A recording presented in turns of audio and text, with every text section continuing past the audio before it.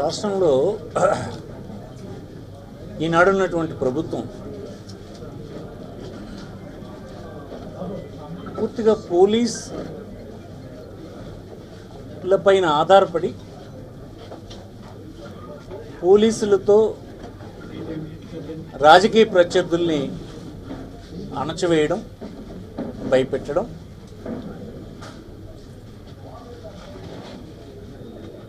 వాస్తవాలను వెలుగులోకి రానివ్వకుండా అడ్డుపడే కార్యక్రమాలు లాంటి దుర్మార్గాలన్నీ చేస్తూ ఉన్నారు. ఎన్నడైనా ఏ రాజకీయ పార్టీ అయినా చట్టబద్ధంగా పోలీసు వ్యవస్థని పనిచేయనివ్వకుండా రాజ్యాంగ విరుద్ధంగా పనిచేయమని ప్రోత్సహిస్తున్నటువంటి సందర్భాలు ఉంటే ఆనాడు ఆ రాష్ట్రంలో ఉండేటువంటి అధికారంలో ఉండేటువంటి రాజకీయ పార్టీ అంటే ప్రభుత్వం బలహీన పడిపోతున్నట్టు లెక్క. అలా నడిపిస్తున్నటువంటి ప్రభుత్వాలకు ప్రజల మద్దతు లేదని సంకేతమని నేను మనవి చేస్తాను. ఈనాడు శ్రీకాకుళం జిల్లాలో పలాసలో ఒక ఫిషర్మెన్ కమ్యూనిటీకి చెందినటువంటి వ్యక్తి డాక్టరు అప్పలరాజు అనేటువంటి డాక్టరు రాజకీయాల్లోకి వచ్చి అనతి కాలంలోనే ఖ్యాతి గడించి ఉన్నతమైనటువంటి బాధ్యతలు నిర్వర్తించి ఈనాడు అపోజిషన్లో ఉన్నప్పుడు ప్రభుత్వ విధానాల్ని లోపాలని ఎత్తి చూపుతున్నప్పుడు, విమర్శిస్తున్నప్పుడు, అవినీతిని అడ్డుకుంటున్నప్పుడు ప్రతిపక్షంలో ఉండేటువంటి తన బాధ్యతను అతను నిర్వర్తిస్తున్నప్పుడు అతన్ని అణచివేయాలన్నటువంటి ఉద్దేశంతో ఈనాడిక్కడ తన కుమారుడు యాక్సిడెంట్ చేశాడని పోలీసులు భావించి ఆ యాక్సిడెంట్ని మర్డర్గా మలిచి దానికోసం కొంతమంది పోలీస్ అధికారుల్ని, ఆనాడున్నటువంటి పోలీస్ అధికారులని విఆర్లో పెట్టించి ఆ సందర్భంలో కొత్త అధికారులను తెచ్చి ఒకే రోజు 3 ఎఫ్ఐఆర్లు వేసి ఈ కుట్రలో అప్పలరాజు గారు కూడా ఉన్నారు అని అతన్ని ముద్దాయి చేసి ఏమిటి మీరు సాధిస్తారని మనవి చేస్తున్నాం. అసలు ప్రజాస్వామ్యంలో అపోజిషన్ ఉండకూడదని లోకేష్ గారు, చంద్రబాబు గారు భావిస్తున్నారా? చెప్పండి, అసలు మీ దగ్గర అపోజిషన్ ఉండొద్దనా, ఉండదనా? ప్రపంచంలో ఎక్కడైనా రూలింగ్ ఉన్న చోట, డెమోక్రసీ ఉన్న చోట అపోజిషన్ ఉండదా? వారి పాలనలో వచ్చినటువంటి లోపాలని ప్రశ్నించరా, నిలదీయరా?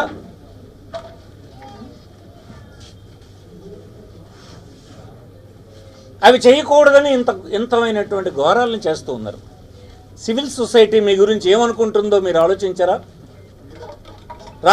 రాష్ట్రంలో రోజుకి 100 మోటార్ యాక్సిడెంట్లు జరుగుతూ ఉంటాయి. ఇక అప్పలరాజు కుమారుడు చేశాడని చెప్తున్నటువంటి మోటార్ సైకిల్ యాక్సిడెంటు హత్య కింద నమోదు చేయిస్తారు. ఇది ఏ సభ్య సమాజమైనా ఆమోదిస్తుందా అని అడుగుతున్నారు. ఒరిజినల్గా 41 నోటీస్ని ఎఫ్ఐఆర్ ద్వారా నమోదు చేసినటువంటి అధికారులను మీరు ట్రాన్స్ఫర్ చేశారంటే, కొత్త వారిని తెచ్చారంటే దాని అర్థం ఏంటి? మీరు చెప్పిందంతా ఆడాలని, చేయాలని, అక్రమాలు చేయాలన్న అధికారులను తెచ్చారనే కదా అర్థం. కేవలం విద్యార్థి దశలో ఉన్నటువంటి పిల్లడిని తీసుకుపోయి జైల్లో పెడతారు. అది ఒక మత్స్యకారుడు కుమారుడు. వీరెవరిని మీరు బ్రతకనీరా, ఎవరిని రానీరా? మీ రాజకీయ విలాసాల కోసం, మీ రాజకీయ క్రీడల కోసం ఇలాంటి వారిని అందరినీ బలి చేస్తారా? సమాజం అడగదనుకుంటున్నారా మీ అందరూ? చాలా తప్పు చంద్రబాబు గారు అని మనం చేస్తున్నాం. అనుభవం ఉందంటే అనుభవం ఎట్లా ఇలా తీసుకు పోలీసుల చేతిలో మీరు కీలుబొమ్మలు అయిపోయినారు. మీరు చెప్పినటువంటి విషయాలన్నీ ఆడినటువంటి పోలీసులు తీసుకొచ్చారు. దాని మాటన పోలీసులు చేస్తున్న అక్రమాలు ఎన్నున్నాయో మీకు తెలుసా? ఈనాడు సామాన్యుడు కంప్లైంట్ని పోలీస్ స్టేషన్లో తీసుకునే పరిస్థితి ఉందా రాష్ట్రంలో ఎక్కడైనా? దానికి గాను 4-5 ఐపీఎస్ ఆఫీసర్లు మీరు అక్రమంగా కేసులు పెట్టి, బెదిరించి, జడిపించి మొత్తం రాష్ట్రంలో ఉన్న పోలీస్ యంత్రాంగం అంతా మీ గుప్పిట్లో పెట్టుకున్నారు. ఒక్కటి గుర్తుపెట్టుకోండి, ప్రజాస్వామ్యంలో మీరు కొంతమంది అధికారులను భయపెట్టి శిక్షించి తద్వారా మిగతా పోలీస్ యంత్రాంగాన్ని ఆశపెట్టి మీరు గుప్పెట్లో పెట్టుకోవచ్చు, కానీ 5 కోట్ల పౌరులను మాత్రం ఎప్పటికీ గుప్పెట్లో పెట్టుకోరు. ప్రజాస్వామ్యంలో అది సాధ్యం కాదు. చరిత్ర ప్రపంచంలో ఇదే చెప్తుందన్న విషయాన్ని మీరు జ్ఞాపకం పెట్టుకోండి అని ఈ సందర్భం మనం చేస్తుంది. కేవలం ఒక సర్కిల్ ఇన్స్పెక్టరో, ఒక సబ్ ఇన్స్పెక్టరో, ఇన్వెస్టిగేటింగ్ ఆఫీసరో నమోదు చేసి ఒక కుటుంబాన్ని అలరపెట్టడం ఈజీగా చేసామని మీరు సంతోషపడితే, ఇది కేవలం పోలీసుల ద్వారా కదా మీరు చేశారు. ఈ పోలీస్ వ్యవస్థ ప్రభుత్వం కింద పనిచేస్తుందన్నటువంటి సాకుతో కదా మీరు అది చేయించగలిశారు. మరి ఇదే పరిస్థితి మరో 3 సంవత్సరాల తర్వాత గడులు మారితే అదే పోలీస్ వ్యవస్థ ఇలాంటి దీనికి అలవాటు పడి ఏం చేస్తారో మీరు అర్థం చేసుకోలేరని అడుగుతున్నారు. ఈనాడు మంచి ప్రభుత్వాలు పోలీస్ స్టేషన్ని రాజకీయాల కోసం ఉపయోగించుకున్నటువంటి సందర్భం ఏనాడు లేదు. మేము అధికారంలో ఉన్ననాడు పోలీసును ఉపయోగించుకున్నానని మీ పత్రికలు మీకు అనుకూలంగా మాట్లాడిన వాళ్ళు చెప్తారు, కానీ ఏనాడు పోలీస్ స్టేషన్ గడప మేము తొక్కలేదని మనం వచ్చేస్తున్నాం. మాకు అవసరం లేదు, ప్రజాబలంతో ఉండాలే తప్ప పోలీసుల మీద ఆధారపడి ప్రభుత్వాలను నడుపుతామనేటువంటి చెడ్డ పని ఏనాడు వైఎస్ఆర్ పార్టీ చేయదని మీకు సందర్భం మనం చేస్తాం. అందుకోసమే మా కాన్సెప్ట్స్ మీరు చూడండి.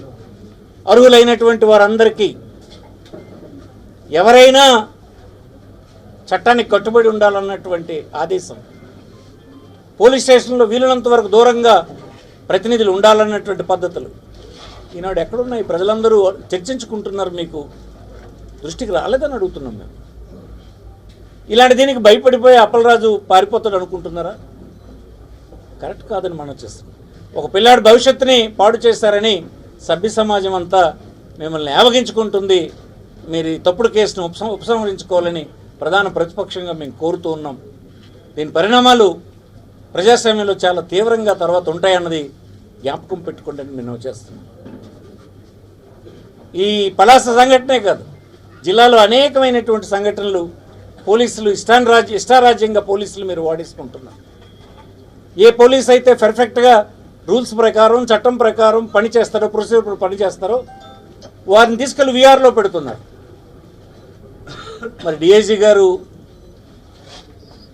ఏ పని చేయమని తన సబార్డినేట్స్ చెప్తున్నారో నాకు అర్థం కావడం లేదు. తప్పుడు పనులు చేయమని చెప్తున్నారా మీరు? ఏ అధికారి ఈనాడు ఉన్న ప్రొసీజర్స్ని ఫాలో అయ్యేటువంటి పరిస్థితి లేదు. చాలా తప్పు సమాజాన్ని మీరు ఇంత అనుభవంతో చాలా తప్పు సంకేతాలను సమాజానికి ఇస్తున్నారన్నది ఈ సందర్భం మనం చేస్తున్నాం. మేము అన్ని విధాల న్యాయం ఉంది, కోర్టులు ఉన్నాయి, వాటి ముందు వెళ్తాం. ఒకే గంటలో 3 ఎఫ్ఐఆర్లు రిజిస్టర్ చేశారంటే ఎవరి ఆదేశంతో రిజిస్టర్ చేశారు?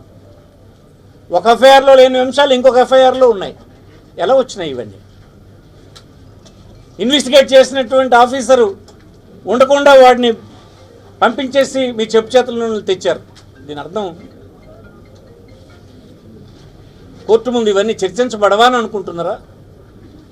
తప్పకుండా తగిన పనిష్మెంట్ని ఈ ప్రభుత్వం అనుభవిస్తుందని ఈ సందర్భంగా మనవి చేస్తూ ఇప్పటికైనా ఇవి మానుకోవాలని ప్రధాన ప్రతిపక్షంగా హెచ్చరిస్తున్నాం. ఇది గుర్తుపెట్టుకోవాలని ఈ సందర్భంగా కోరుతున్నాం. నమస్తే. రాష్ట్రంలో ఒక అన్యాయమైన పరిస్థితి రాష్ట్రమంతా నడుస్తోంది. చంద్రబాబు నాయకత్వాన్ని ఏర్పడినటువంటి కూటమి ప్రభుత్వం ఎన్నికల ఫలితాలు వచ్చిన మరురాజు నుంచే అత్యంత దారుణంగా వైఎస్ఆర్ పార్టీ లీడర్ అందరి మీద ఘోరమైనటువంటి చర్యలు తీసుకొని ఇబ్బందులు పెట్టి నానా చిత్రహింసలు పెట్టినటువంటి వైనం మనం చూసాం. 2 సంవత్సరాలు అయిపోయినా కూడా ఇంకా దానికి ఆపకుండా ఎవరైతే ప్రభుత్వాన్ని నిలదీసి న్యాయమైన విషయాలపైన గట్టిగా మాట్లాడుతున్నారో అటువంటి నాయకులందరినీ కూడా ఒక్కొక్క సందర్భంలో ఒక రకంగా ఇబ్బంది పెడుతూ హింసించేటటువంటి కార్యక్రమం ఇవాళ రాష్ట్రంలో జరుగుతోంది. ప్రజాస్వామ్యంలో ఇటువంటి కార్యక్రమాలు చాలా తప్పు. చంద్రబాబు నాయుడు గారు అనుభవజ్ఞులంటే రాజనీతి ఆయన ఏం ఆలోచిస్తారో నాకు అర్థం కావట్లేదు, కానీ ప్రజాభిప్రాయం ముందు ఇటువంటి హింసలు ఎప్పుడు ఆగవు. ఇది కొద్దిమందికి మాత్రమే మీరు అడ్డుపెట్టగలరు, కానీ రాష్ట్రంలో రాష్ట్ర ప్రజలందరికీ కూడా ఇబ్బంది పెట్టే కార్యక్రమం మీరు చేయలేరు. ప్రజలు దీని మీద తిరుగుబాటు త్వరలోనే వచ్చే ఇప్పటికే 2 సంవత్సరాల్లోనే విపరీతమైన వ్యతిరేకత మీ పట్ల రావడం జరిగింది. అప్పలరాజు గారు ఎమ్మెల్యేగా గెలిచి అనతికాలంలోనే మంత్రి అయి తనంతరం తన ఒక సమర్థతను నిరూపించుకొని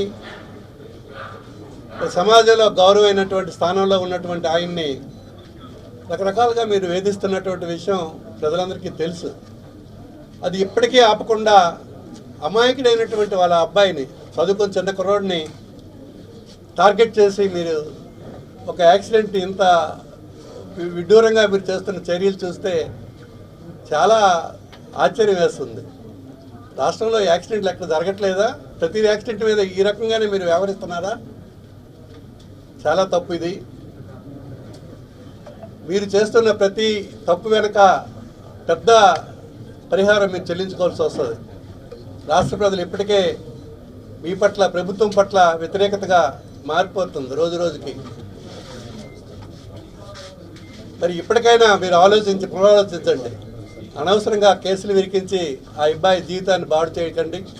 అలాగే సంబంధం లేని డాక్టర్ గారిని అందులో ఇన్వాల్వ్ చేయడం అంది ఎంతవరకు సవ్వో మీరు ఆలోచించాలా.